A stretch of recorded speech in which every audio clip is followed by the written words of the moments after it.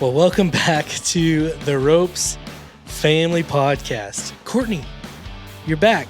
I'm back. You're back from the Disney World? Bubble, yeah. Disney World. You went to Disney World and you went to Universal. We did. How was that? It was good. Yeah, did you have a magical experience? Is that what they? It's completely magical. Oh yeah. Did you see Goofy? I don't think so. What Well, are- I mean, from afar. What are all of what are all the characters you saw? We saw all the Winnie the Pooh characters. I don't remember. Oh, Aurora, I don't know who that is. Sleeping Beauty. See Elsa? No. Oh. Is Well, Elsa's we Disney? did, but from afar. Oh, she's over there. She's on the North Mountain. Yeah. See Olaf? In our ice castle. Yes. You did see Olaf. Wow. That's a good time. I know we met Anna and Elsa. You did? Yeah, we did. Oh, I thought you was like, we did. I was like, I didn't. No, my family. My family met Anna and Elsa. Well, that's good. Well, did y'all go to, yeah, I know you sent me a picture of a couple of you guys on a ride. Was that like Tron. That was Tron. So that was from Wreck-It Ralph, right? No, Tron's from like a movie from way long ago. Oh. I don't know when. I think they referenced it on Wreck-It Ralph. I think so. Because they were like, they got lost. The game broke while they were in there and it was all weird. But anyway, I guess we could get into the reason why we're doing the podcast this year is we're talking about family ministry. We promised this 2 weeks ago, and then Courtney was out of town, and Courtney's back, so we're going to talk about family ministry. Okay, so it's good. What is family ministry? Since you're the family minister. Well, I'm not yet, but we're getting close. Well, hopefully that's youth and family. Let me correct myself. That's the goal. That's where we're going to be at soon, hopefully. If you guys know anybody that knows how to lead worship, send them our way. Because as soon as we find somebody, that's when I'll do the family ministry part. But I think we've kind of answered. You can look at family ministry the same way. You could look at any of the others as far as like why we do it or why it's important. Ministry is meeting people where they are, and helping them and equipping them and to do the work that God has called them to do. Youth, we do the things for youth. We've already talked about that. And children, we've already talked about that with the kids. But with family, where family ministry is different, is that the focus becomes not just on one age group. Like the youth group, we kind of focus all the programming and all of the things that youth kids will like. Yeah. And the same thing with kids ministry. And we talked about this before, like the teaching levels. I have maybe 8 or 9 or 10 minutes of attention. Donovan, when he teaches, he can do 45 minutes. When kids teach, you got 25 seconds. Yeah, pretty much. Better talk quick. You've got to say exactly what you mean when you mean it. But with families, it's different. We kind of talk about this in staff meetings over the last couple months and weeks and however long we've talked about this, even about Family Sunday, how can we, and we even talked about the retreat coming up too, and how can we include everyone in the teaching? How can we make the teaching or what we're doing engaging for everybody? Mm-hmm. Like we can't just give everybody crayons like we can with the kids, Right. And I can't just talk about video games to parents, just like I can talk video games with the youth kids, so it's how do we make it engaging for everybody in the family unit for it to be done. So it's a little bit, family ministry is kind of like An umbrella? maybe, No? yeah. I guess you can ask the next question and I can answer that part. Okay. What's the difference in children's, youth, and family ministry? And that's kind of answering the question I was just getting into. Family ministry isn't like a weekly event. Mm-hmm. Like the children and youth ministries things and the adult ministry that we have on Wednesdays. It's not like a weekly thing, but it exists kind of in the background, kind of like an umbrella, but more like it's in the background. It's my hope with family ministry is to unite all the ministries, not just to have, one here, one here, one here. We've talked about this in in our previous 2 podcasts that we talked about. You know, we don't want our ministries to become little churches. Right. We want the whole church to be united. And I really believe that family ministry plays that role in uniting everybody, because, you know, if the children and the youth are on the same page as far as what the children are talking about, and leading them into what the youth are going to be talking about, and then leading the youth into what adult ministry or what adults are going to be talking about. It's having cohesion, I guess is the right word. I'm using big words, cohesion. But having those things happen so everybody's prepared, and it's not just like we have all these, it's not like you're isolated when you go to the new ministries. When you age out, you know, it's you always have a place wherever you are, because the whole church has been inclusive in everything. My little circles. I'm talking with my hands here. Hey, now we have that though. So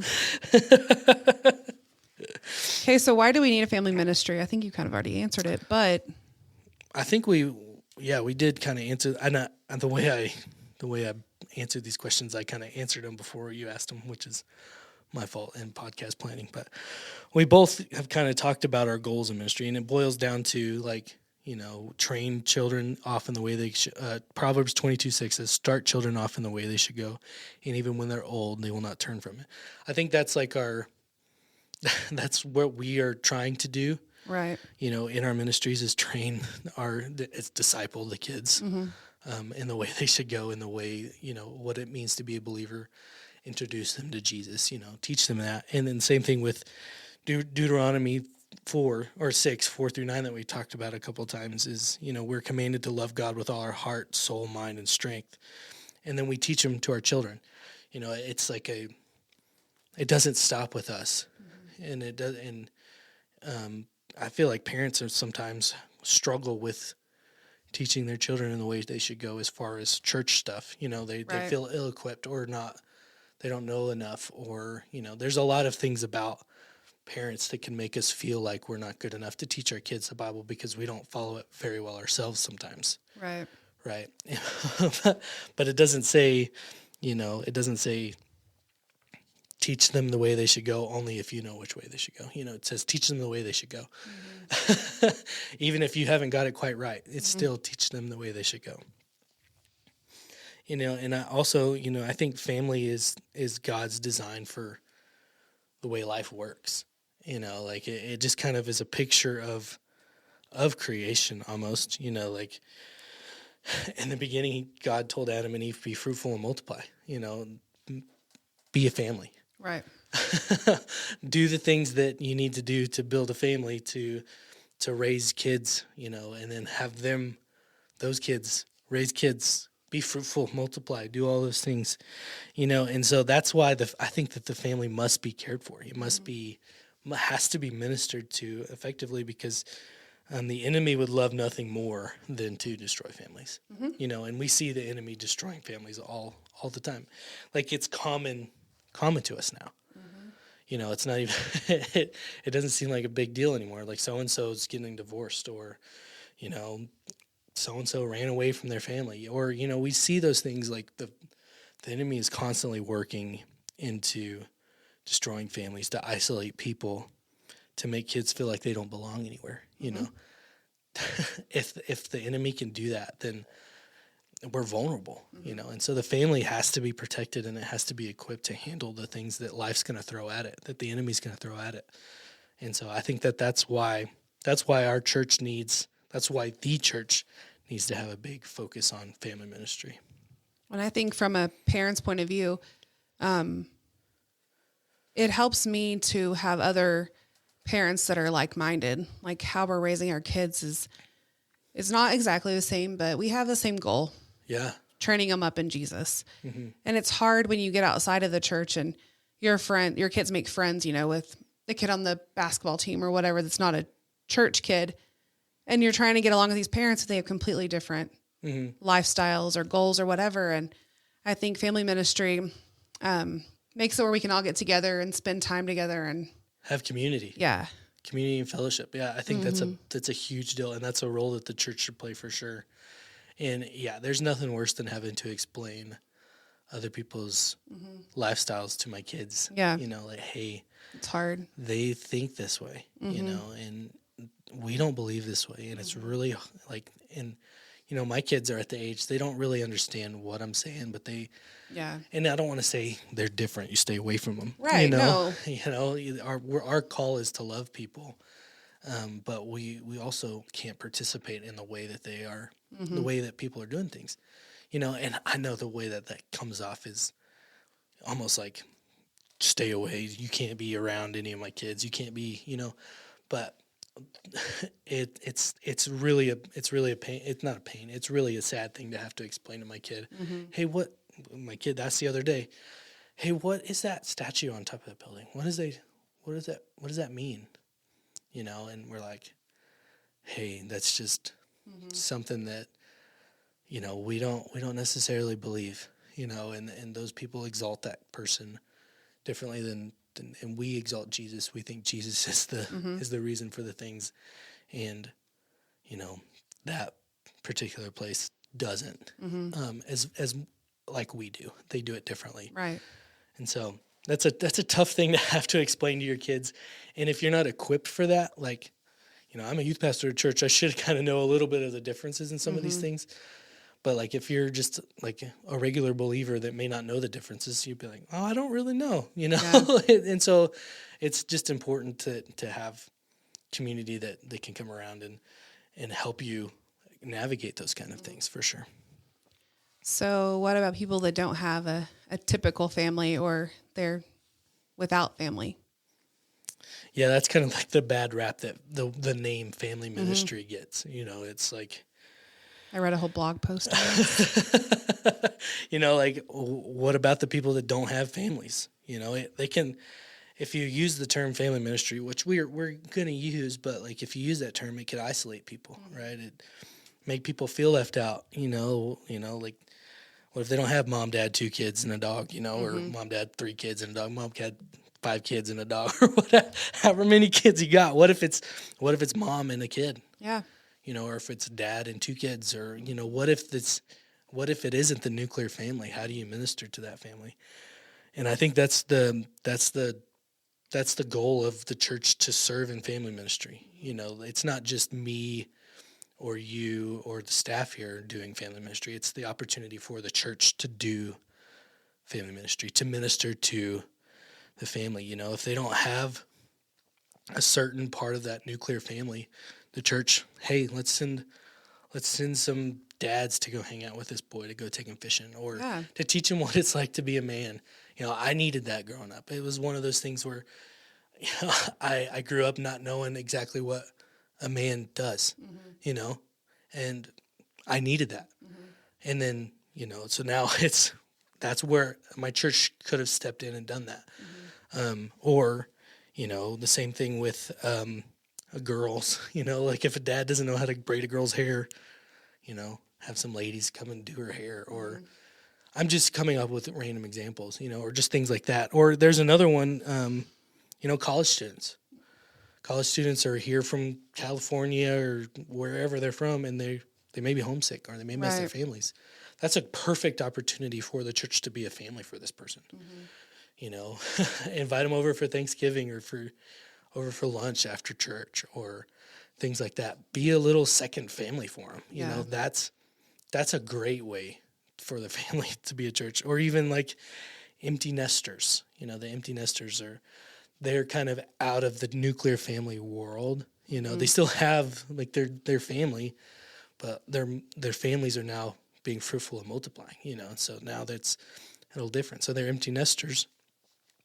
And so maybe plug the empty nesters into the youth or the children's ministry, so they can still feel like they can be useful to train children up in the way they go, you know, not just their kids, but other kids, you know, invest in them, do those things, you know. Or even like senior adults serving in the nursery, you know. I promise you that blesses those ladies a ton. They love that. I know it's probably like in there with Easton, it's probably wild. Because No. I mean, I know what he's like with me, and so I can just imagine he sees a cute senior adult lady like, oh, I mean, he's gonna give them a run for their money. But I think it gives them life and energy and so much. It's a way for our kids to bless other people. And the same thing, that's family ministry. Our kids blessing people, ministering. It's a big cycle of the church taking care of itself, of the church taking care of people. I agree. You got anything else? I have a question, but we didn't prepare for it. That's okay. How do we get people to participate in family ministry? I think just showing the need for it, acknowledging that, hey, this family might need this need, and we're looking for somebody to fill it. And it takes almost a little bit of vulnerability from the people that need the help, and as well as the eagerness from the church to be able to do it. It takes buy-in. It's a slow process to get going. It's going to be one of those things like it might be weird the first couple of times that you kind of have to be the not liaison. I don't like that word. Or they like the mediator between the two people. Hey, this person needs this, and you're great at this. Can you come alongside them and do that? And I think that's a great thing. There is a college student that's coming, Ella. If I got your name wrong, I'm so sorry. But she feels called to minister to senior adults. We'll plug her in. Hey, go. Yeah. That's awesome. And we went, Donovan and I went to the senior lunch that they do every month, and they talked about her. They said, that is so cool. That is so awesome of her to just take initiative and do that. Mm-hmm. And what about the people that aren't going to ask to do that or don't know if that would be weird, right. Equip them to do it, give them an opportunity. And I think that's what the church can do as far as being able to participate in family ministry. Also, something that Allison said on our podcast a couple weeks ago was including our family in the ministry that we do. That's also a part of family ministry. I think you can look at it as Colossians 3:16 and 17, let the word of Christ dwell within you richly is the beginning of 3:16, but then in 3:17, in whatever you do it for the Lord, do it to bring glory to him and to point people to him. I think it's a great thing. You got anything else? Mm-mm.